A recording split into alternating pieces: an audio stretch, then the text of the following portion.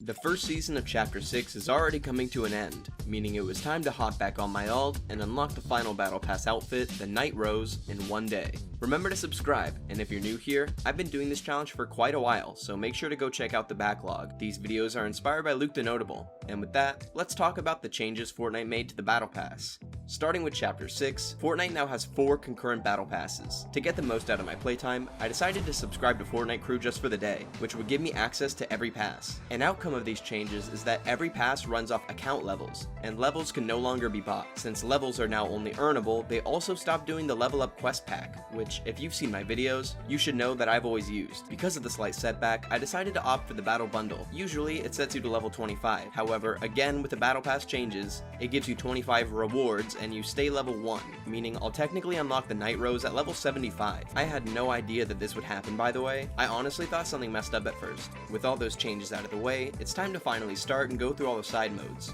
Starting with...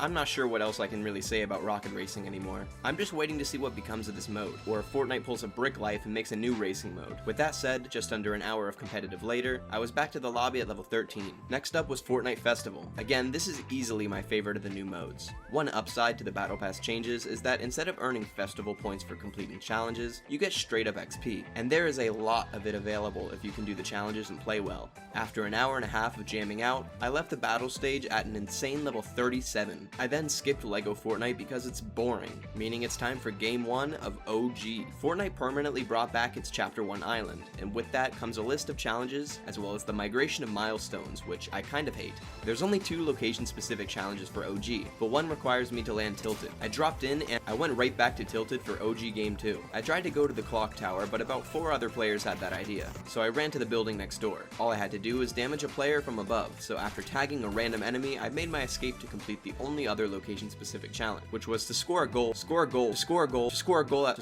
a soccer field. While trying to make my way around the map, I ran into a player in Snobby Shores who trap killed me. Being tired of dying so early in OG Game 3, I went to the no man's land of Moisty Mire. There, I ran into an 11 with a star wand who kept following me around before handing off their crown. My challenge was to visit the different biomes, and along the way I sniped a bot and destroyed a doorbell for a secret quest. I chose an unsuspecting truck to hide in and go over my challenges, but what I didn't know was that this bush was a player, who soon sent me back to the lobby. OG Game 4, I dropped Shifty Shafts, hoping to get some eliminations, which I was able to do. Finding a launch pad, I flew around for a while before suddenly it was the top 10. I decided to play it safe and hide inside an old build fight, and when the final 2 players started fighting, I made my way in to clean up, getting it down to a 1 vs 1 before hitting a clean burst shot to win the game. Plus, my emoting completed another secret challenge, getting an OG win and ending up at level 43. Finally for OG is Game 5. Thinking back to that kind 11, I decided to drop my victory crown on Spawn Island, but literally no one wanted it. I hot dropped Haunted Hills, and it's time for some Reload. This season, Reload has quests available, however, they're a little tedious, so this might take a while. I started Game 1 with a squad fill match. The entire game was a long battle in Paradise Palms, and eventually my team placed 5th. Reload Game 2, my team wanted to land Pleasant Park before literally every one of them left the game and abandoned me solo squad. I did manage to rack up 3 eliminations before being taken out. Finally, for Reload Game 3, I just decided to play solo since I got abandoned. I dropped Lone Lodge before being killed and sent to Pleasant Park, before being killed and sent back to Lone Lodge, before dying in 7th place. Going back to the lobby, only level 45, but having finished the OG pass. With the XP not being great, that's all for Reload for now. With that, it's finally time for Game 1 of Battle Royale. I had a list of easily completable challenges that I wanted to do in my first game, and set off to Mask Meadows to start my quest path, quickly starting off with a silenced pistol elimination. After clearing out the location of enemies, I helped Doberman take out demons for a free level up.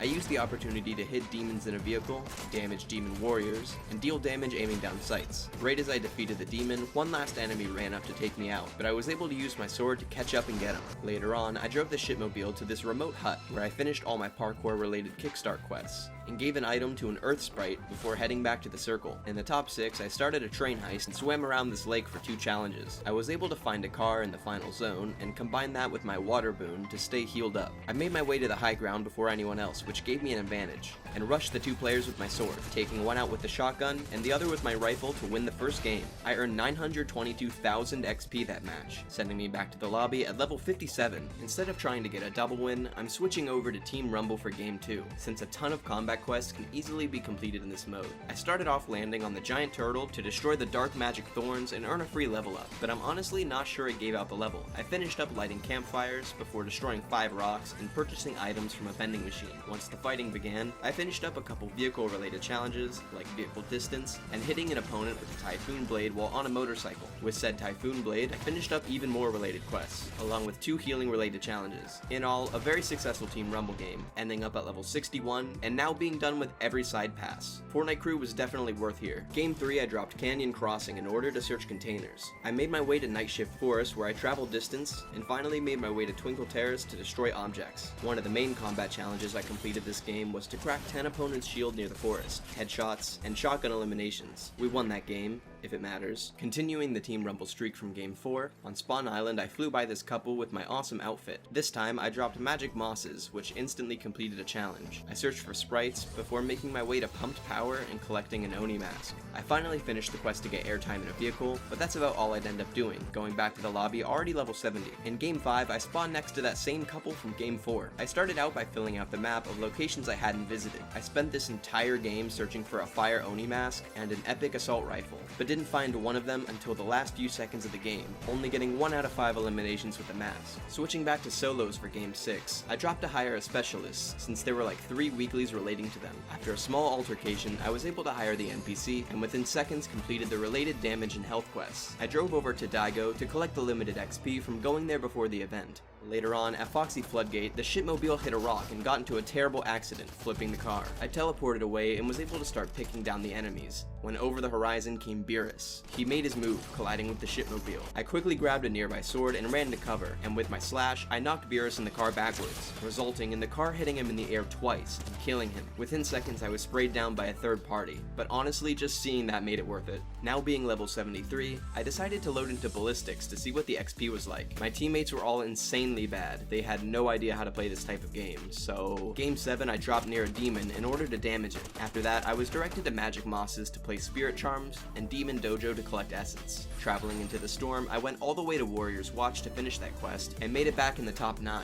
Seeing as no one was on the floating island, I made my way up there and was able to tag enemies from the island for a quest. As the storms closed, an enemy was able to fly up and take me out, sending me back to the lobby at level 75. So with that, I had technically unlocked the Tactical Night Rose and finished the main battle pass while only being level 75. Being level 75 felt really odd to me, so I decided to see if I could push to 100. For reference though, since I've always bought the level up pack, I've never actually had to do all 100 levels within 24 hours, only about 72. This time, I'm gonna have to really grind out everything possible to make it to 100. And to put it into perspective, level 75 to 100 was double the time it took to get from 1 to 75, and I had to complete almost every quest available to the player. So let's do a quick fire round to level 100. Game 8, I traveled around eliminating demons, talked to Hope about the expertise quests, which seemed really tedious. I'd like to know if anyone actually completed these, continued the story quest at Mask Meadows, and chased down a Hatsune Miku for a win.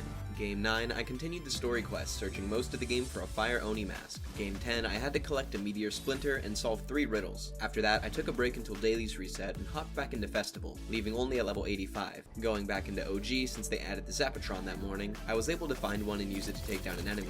Played out a 4th game of Reload, I ended up dying but my teammates won the game. Switched back to Battle Royale for Game 11, but spent the game fighting the wrong demon. Games 12 and 13, I spent near Demon's Dojo completing story quests. And Game 14, I had to investigate a crater. Game 15, I went into Team Rumble to hit enemies, completed my last weekly, and left the game. Game 16, I finally finished up with the story quests. I went into Ranked Reload for its 5th game. My teammates were all very bad, but I managed to reach 9 eliminations, which got me to level 94. Trying out Ranked Ballistics, my teammates all started to leave, so I joined them. I went in for a final game of OG. I went around trying to complete any available milestones, trying to scrounge any XP I could. I ended up losing 2nd place. At level 97, I went in for some creative. After about 12 minutes, I stopped receiving XP, but left a level higher. Finally, to end this off, I started another LEGO Fortnite Expert World. I ran around for 50 minutes, not really having any fun, and the second my playtime XP pushed me to level 100, I left. With that, I finally reached level 100 and unlocked the Tactical Night Rose, showing that it's once again possible to complete the Battle Pass in one day. I finally got to cancel my Fortnite crew and get ready for the live event.